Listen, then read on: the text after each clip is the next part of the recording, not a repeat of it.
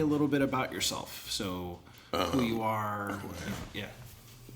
Well, I'm 49, about to be 50-year-old guy, married to my beautiful wife, Michelle.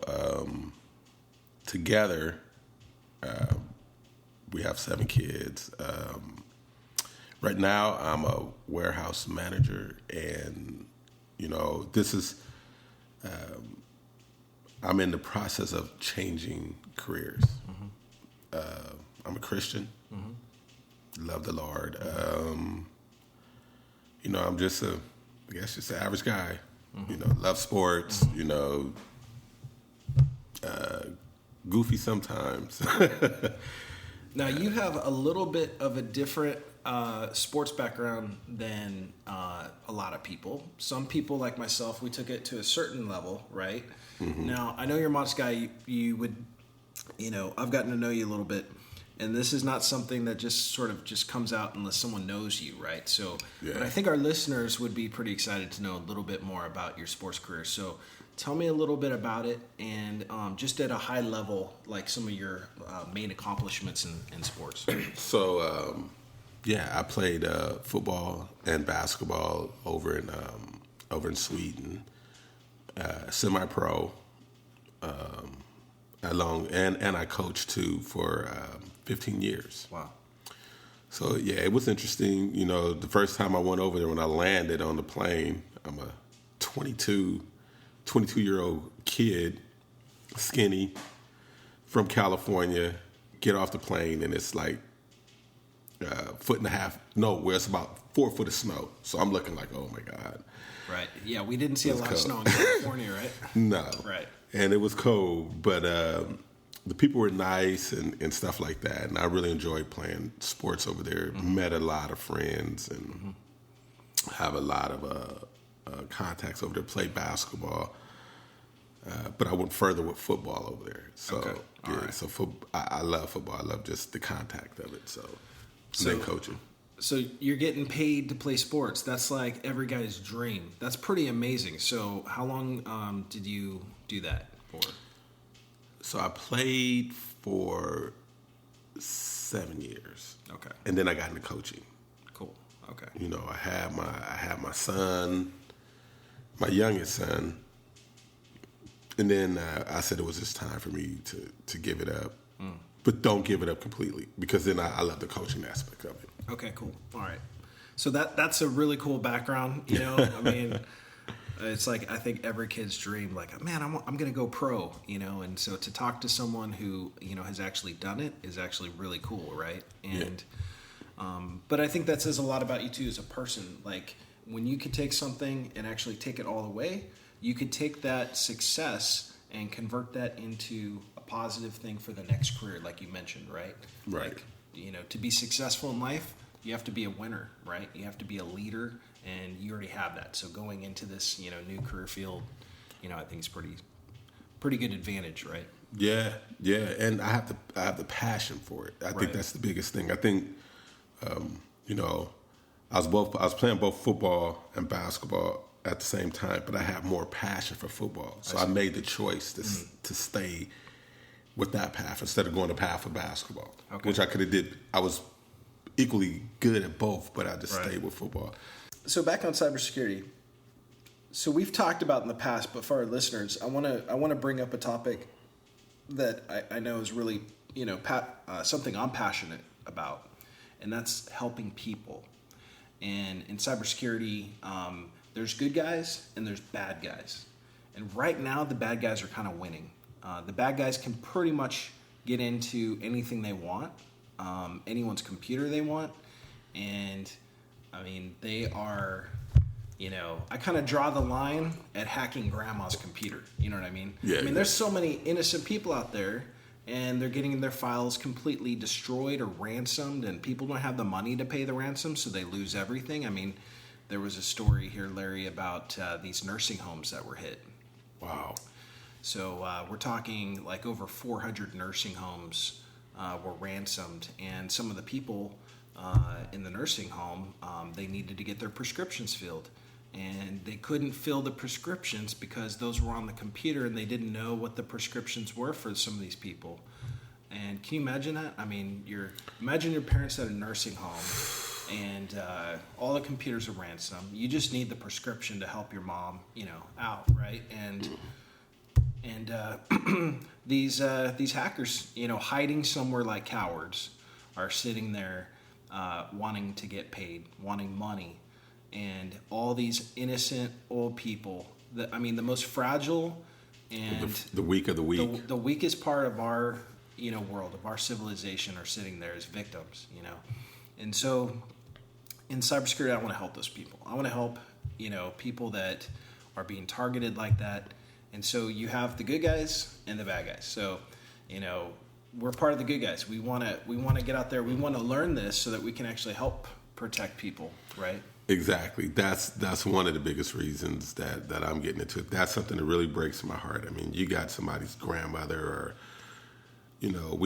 everyone, even the hackers have a grandparent, and I know they wouldn't want that to happen to their grandparent, where they can fill their prescription and probably pass away or something like that. I mean, that's terrible. Now, one thing you and I share in common, we're both Christians. Yes. And we both love Jesus. We love the Lord. And that's one thing I just, I'm passionate about it, my faith, you're passionate about your faith. And we could kind of, bring that into this because,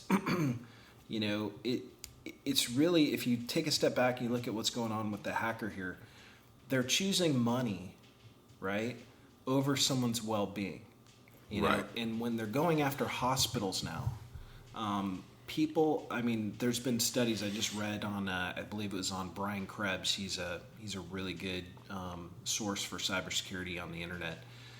He wrote that there was a 2.7 second or 2.7 minute delay in emergency responders being able to go out and respond to like heart attacks and different things because the computer systems were affected in some of these cases, and so the dispatch was affected, everything was getting slowed down. So 2.7 minutes responding to someone who's had a heart attack, in an emergency situation, that's a life and death situation. Yeah, and there's already been, cases where people have died because of hospitals getting hit with ransomware and life support systems and different kind of systems being affected, So, this is pretty serious. Last year, there was over 1,000 public sectors. So the public sector, city governments, state governments, universities, public hospitals, over 1,000 were hit in 2019 with ransomware. So we have an epidemic. That's about to start. It's definitely an epidemic. It's definitely crazy. I think this year in 2020, it's actually about to get worse because of recent kind of global events have kind of sparked off some cyber war. Right now, this has actually there's been a Cold War kind of brewing for many years in cybersecurity. We have a hot war right now in cybersecurity. So there's literally cyber weapons. A cyber weapon I would define as basically an exploit someone has written, and Microsoft and the people that are responsible for writing antivirus products, they don't know about it yet. So basically, you and I and our computers, they're completely vulnerable to getting hacked because really, really top echelon hackers have this code that they know can get into any computer they want. We call that a 0 day. A 0 day means on day 0, when they start launching this code, they have an advantage, a tactical advantage that no one else knows about, and they could actually start spreading at will. And so now the defenders are in a reactionary mode where they have to get a copy of the code, they have to analyze it, and then they have to go to Microsoft or Apple to write a patch. And then that patch has to get distributed worldwide to start protecting computers. But until that happens, it's already infected. They are able to infect who they want, when they want.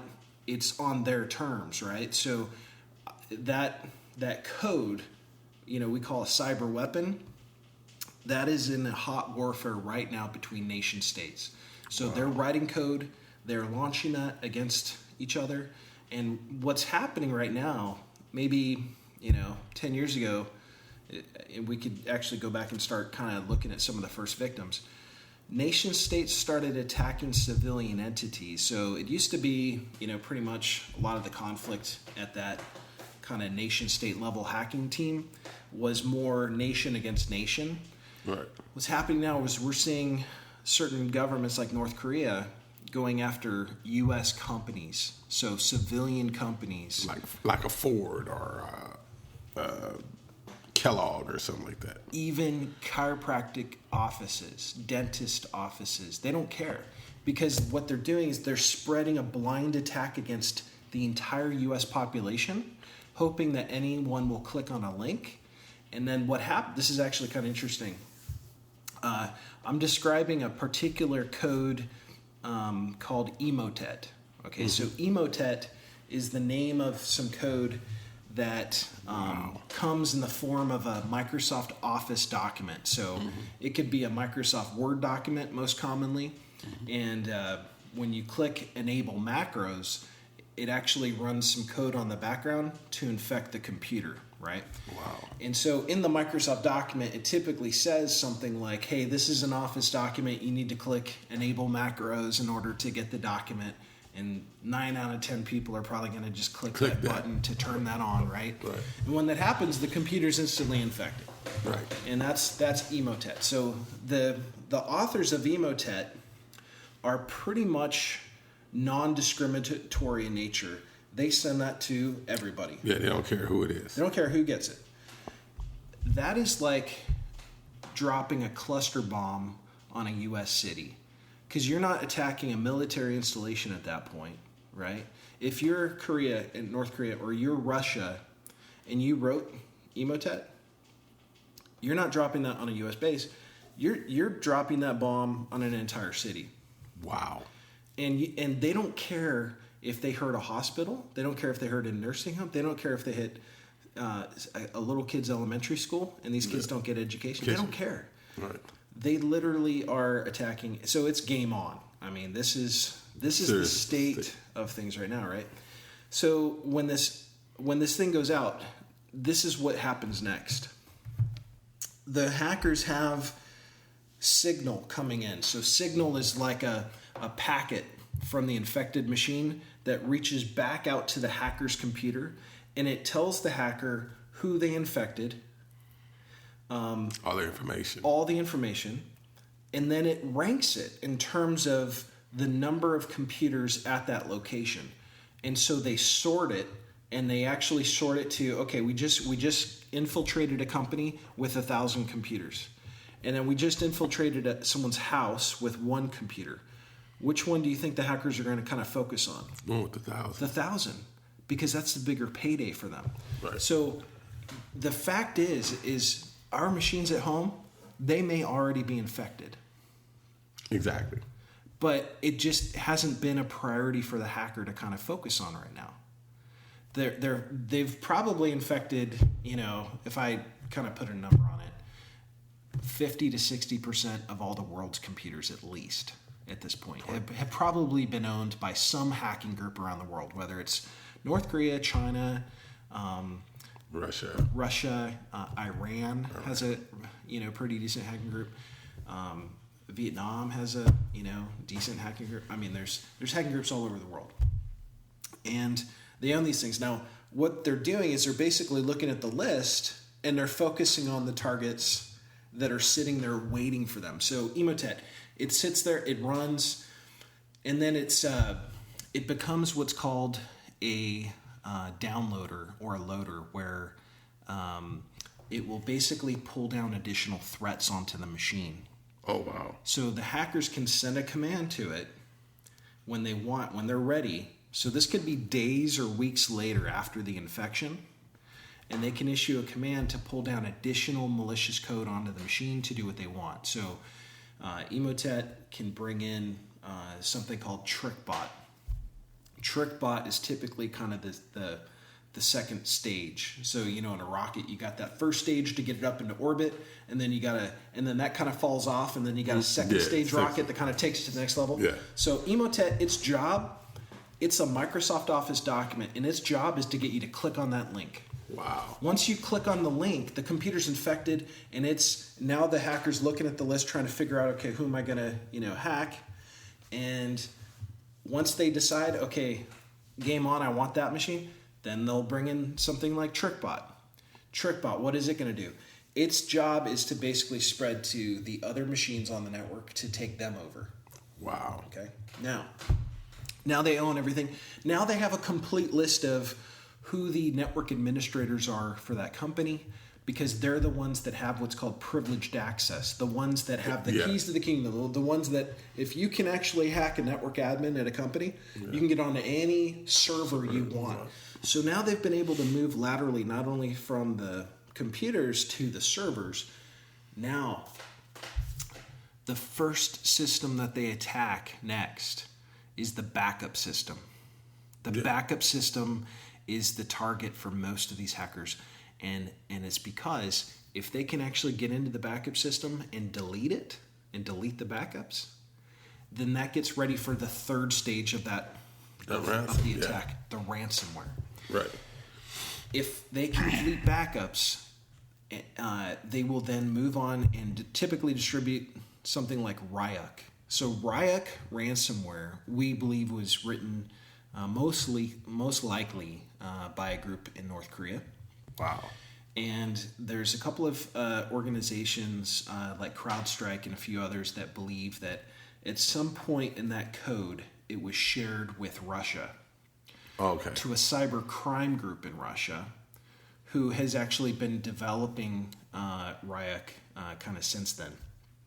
And it's quite possible, in my opinion, that the Russian cyber crime group that got a copy of Ryuk, they're, in my opinion, probably also responsible for Emotet, because makes sense. They got the Emotet, and then now they can bring in the Ryuk.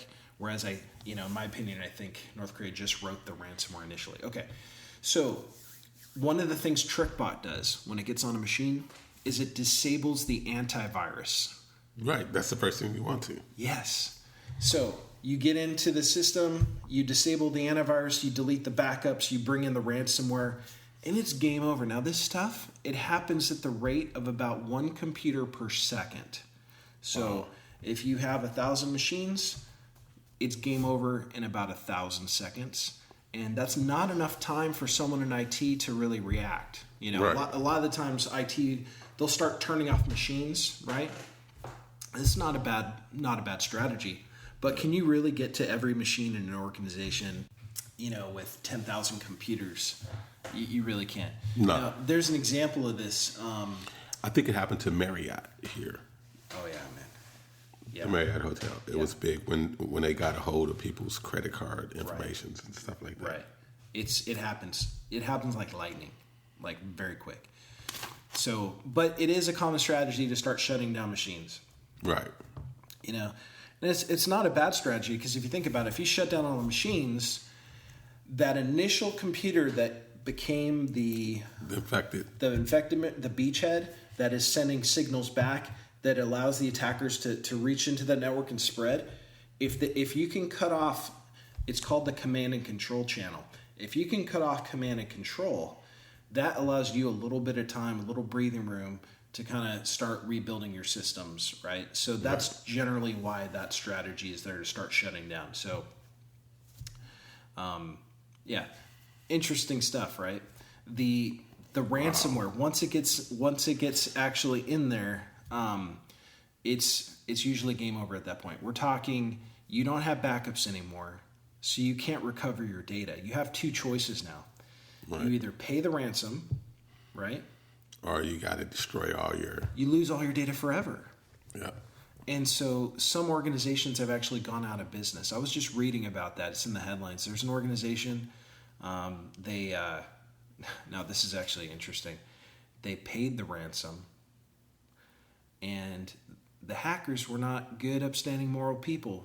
They didn't give them the code to unlock their stuff. Oh, yeah, of course. So here you go. These people paid the ransom. They can't unlock their files, and they had to go out of business. Wow. So as a small business owner myself, I mean, let me tell you, if I had to tell my employees, sorry, we're going out of business here, that's affecting a lot of families, right? Yeah, a lot of people. That is rough. That is really hard, right? Wow. So that's what's going on today. That's actually, an example of a real world incident. Now, this is happening at the rate of 5 to 15 per day. Wow. That's generally the rate about, if you think about, we mentioned there was 1,000 public sector organizations that got hit in 2019. That's just public. The private sector, it's way worse than that. But the numbers don't get always reported. Yeah, because they don't want it to affect their stock price. They don't want to necessarily, alarm or hurt their reputation. They don't want those public relations problems, right? Right. So in the private sector, it's pretty bad. Now, the FBI and different, groups want people to report so that they can track it. But if you think about it, I mean, if you've been ransomed and all your files are deleted and everything's gone, I mean, what can the law enforcement really do for you? They can send a forensics team in there and try to look at it, but these hacking groups that are at that level, they don't leave a whole lot of traces. Right. The initial connection typically comes in from another victim's network.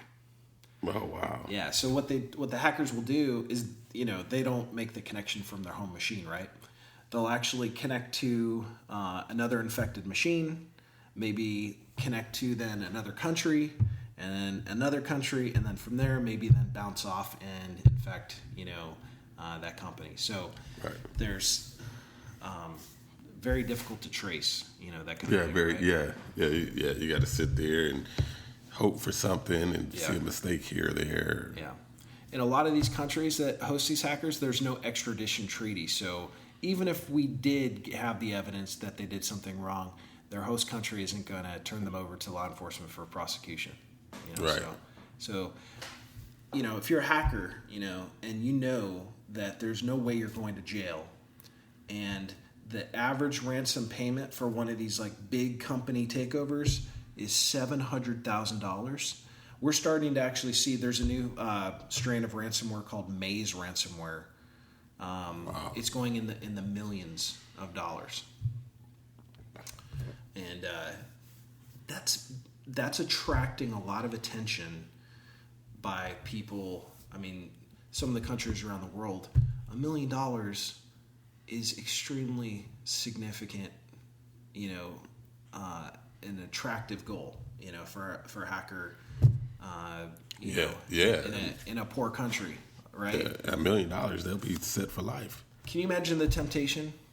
Oh yeah, and I can imagine like some of those countries, especially like North Korea, that is a poor country. That can be a source of income for the country. That's right. So,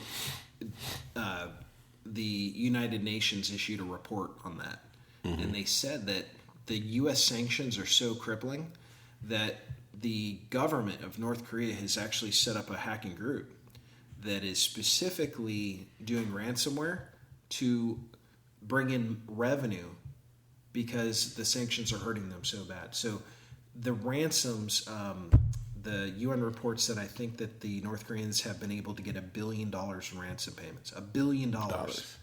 So if you think about it, like the effect of a sanction affecting $1 billion, right. This is how they're getting the money back. So they're literally pulling it from U.S. companies. Right. They're having their way at it. So how do you stop that? I don't know. I mean, I think you have to be more proactive. You got to attack the attackers in some type of way.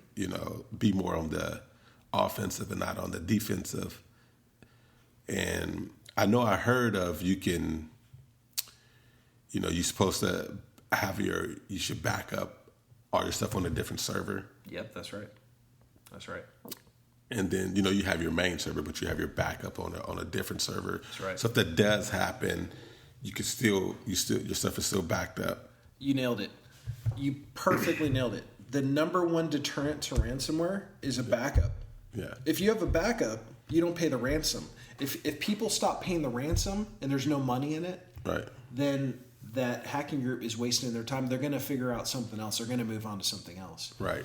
Backups are the way out of ransomware. Right. So we have to help organizations develop backup systems that are impervious, that cannot be penetrated.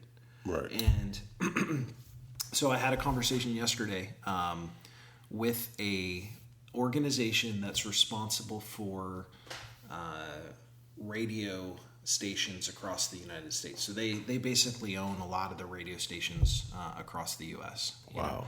And I won't mention their name due to our NDA with them, right? But we literally had a conversation about backups because 2 of their competitors have been hit with ransomware very recently.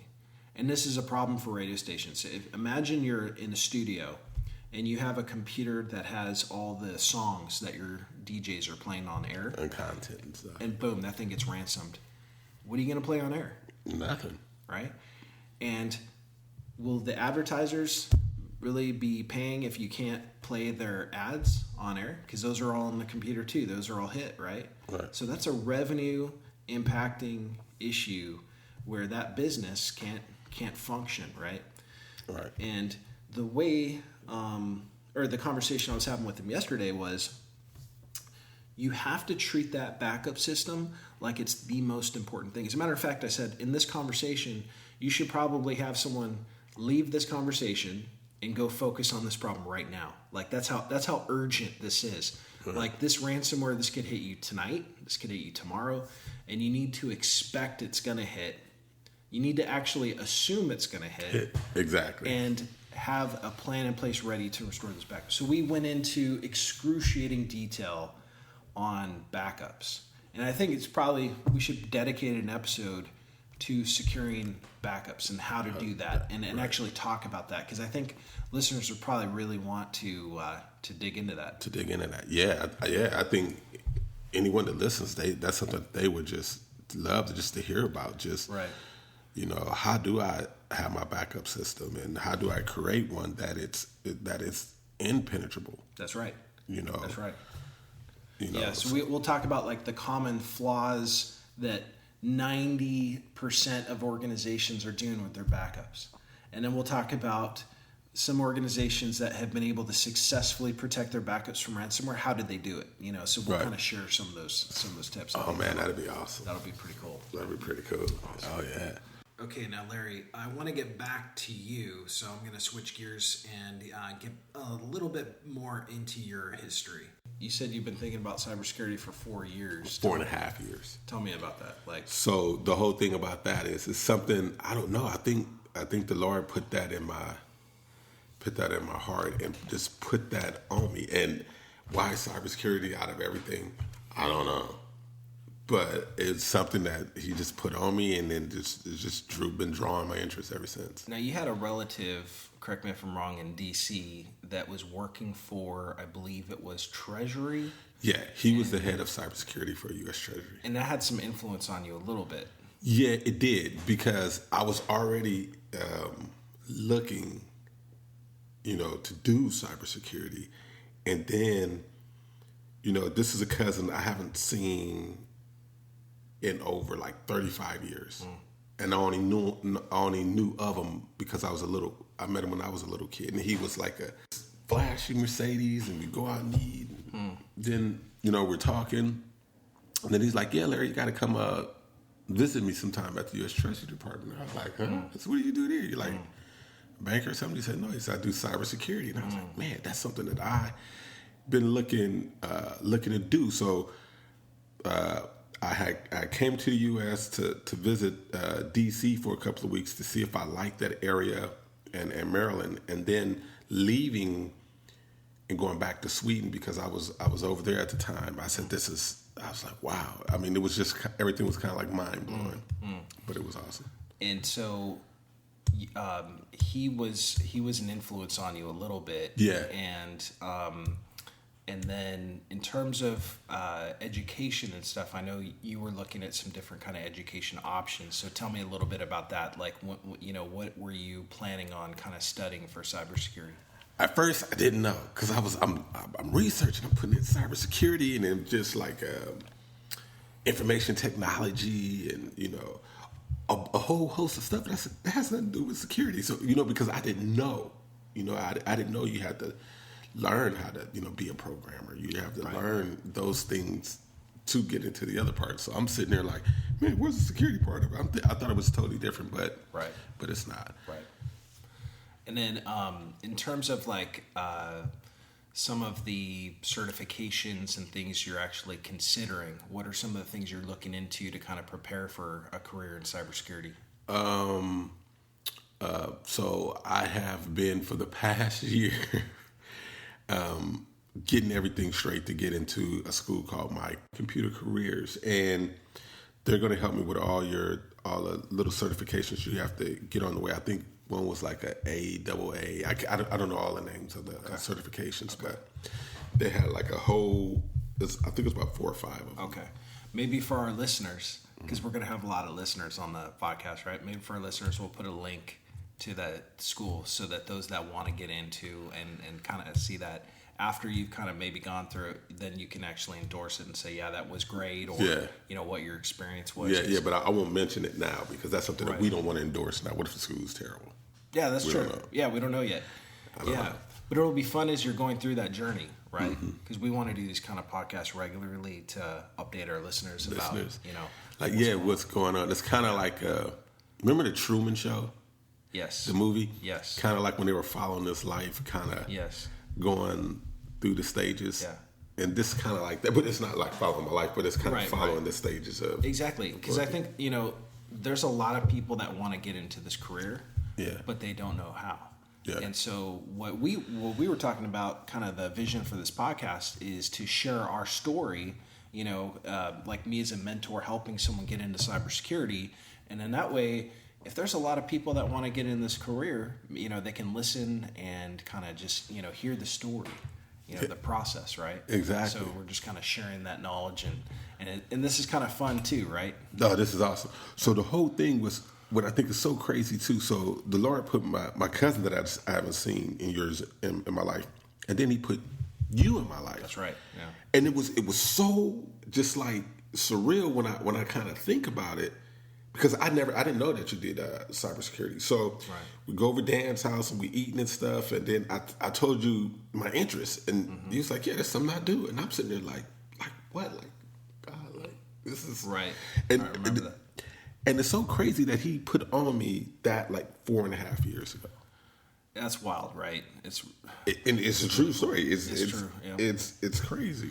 Yeah, so we were just, you're right. We were at a friend's house, a mutual friend, and we're eating, and the topic came up, and since then, man, we've stayed in touch, and we've kind of been preparing for this day, right? So today's the launch day. Yeah, today's it is like the launch day, right? The launch day. And so we'll talk in this part, maybe not this episode, but we'll have an episode about building a lab. Yeah, creating a lab for hands-on testing, because we can talk all day about cybersecurity, but the human brain is built to have hands-on experience, to like remember those things, right? Yeah. Talking is one thing, but when your hands are on keyboard and you're typing in commands, then it's like real. Okay, here's how you actually hack a box. Here's how you protect a box, hands-on experience, right? So some of that will be definitely more suited for our YouTube channel because it'll have video, like showing how to do things, right, than the audio. But the audio will be talking about kind of the journey. We'll kind of check in and, talk about the progress of all that. Well, that was a really good conversation. We covered a lot. We talked about hackers and everything. But Larry, what do you want to talk about next week? What's top of mind for you? Just... The whole how to get into cybersecurity. What is cybersecurity? Okay, yeah.